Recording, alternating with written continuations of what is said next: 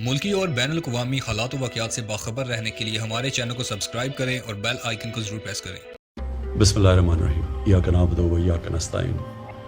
مجھے آج بڑی خوشی ہے کہ جس طرح میری قوم، میرے پاکستانی جس طرح آج فلسطینیوں کی حمایت کے لیے نکلے اور جس طرح انہوں نے ان کے اوپر جو ظلم ہو رہے ہیں اس کی آج نشاندہی کی اور اس کی مذمت کی،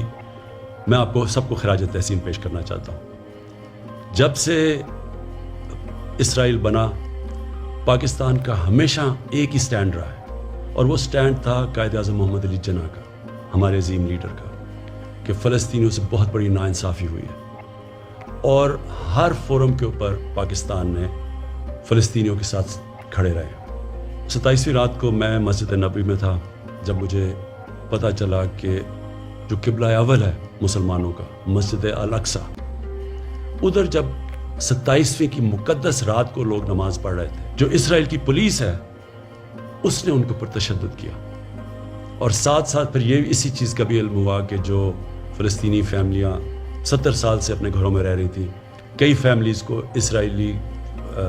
سیٹلرز نے ان کو گھروں سے نکال دیا۔ اس کی وجہ سے ایک نیا انتشار شروع ہو گیا، اور پھر جو غازہ کے اوپر جس طرح کی بمباری کی گئی، دنیا کی سب سے طاقتور ترین فوج ہے، تقریباً نہتے فلسطینیوں کے اوپر جس طرح کی بمباری کی گئی جس میں بچے مارے گئے، تو میں اگلے دن 27ویں کا جو اگلے دن تھا، میں نے جو OIC کے سیکرٹری جنرل ہیں ان سے ملاقات کی، اور ان کو تب کہا کہ OIC کو اس کے اوپر سٹینڈ لینا چاہیے اور یونائٹڈ نیشنز میں ایشو کو اٹھانا چاہیے۔ جب میں پاکستان آیا تو میں نے کنگ سلمان سے بات کی، اور ان سے بھی یہی ہم بات کی کہ یہ جو ظلم ہو رہا ہے فلسطینیوں پہ اور جو الاقصی میں ہوا ہے، اس کے اوپر ہمیں اپنی آواز بلند کرنی چاہیے۔ ترکی کے جو پریزیڈنٹ ہے طیب اردوغان، ان کی مجھے کال آئی، انہوں نے بھی یہی چیز کہی۔ مہاتر محمد کی میسج آئی، کال آئی، انہوں نے بھی یہی چیز کہی۔ اور پھر میں نے بات کی فلسطین کے جو صدر ہیں محمود عباس، اور ان سے ہم نے کہا کہ ہم پوری طرح ان کو یقین دلایا کہ ہم سب پاکستان، بلکہ مسلمان دنیا، بلکہ وہ دنیا جو انصاف میں مانتی ہے، وہ سب ان کے ساتھ کھڑی ہے۔ شاہ محمود قریشی کو اس کے بعد پھر میں نے کہا کہ وہ یونائٹڈ نیشنز کی جنرل اسمبلی میں جائیں اور OIC اور مسلمان ممبر سے اس ایشو کو اٹھائیں، اور انہوں نے بڑے بھرپور طریقے سے اس کو اٹھایا، اور میں ان کو داد دیتا ہوں اس کی۔ میں جو ایک چیز دیکھ رہا ہوں، مجھے ایک بڑی خوشائن چیز نظر آ رہی ہے، اور وہ کیا ہے کہ دنیا کا پبلک اوپینین چینج ہو رہا ہے۔ میں نے اتنا ٹائم مغرب میں گزارا، پہلے بھی جب اسرائیل کی فوجیں ظلم کرتی تھی فلسطینیوں پہ، تو میں کبھی مغرب کے اندر ان کے اخباروں میں، ان کے میڈیا، ان کے پولیٹیشنز کو میں نے کبھی نہیں دیکھا کہ اسرائیل کی وہ تنقید کرے، بلکہ وہ سارے اسرائیل کو ایسے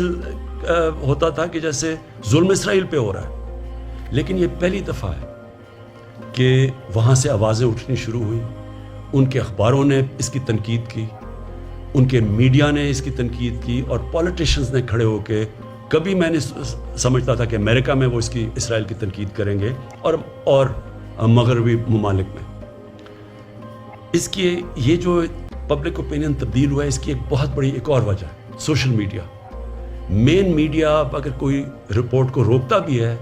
کوئی سینسر بھی کرتا ہے، تو سوشل میڈیا پہ ایک ایسی فورس آ گئی ہے کہ اس سے اب کوئی بھی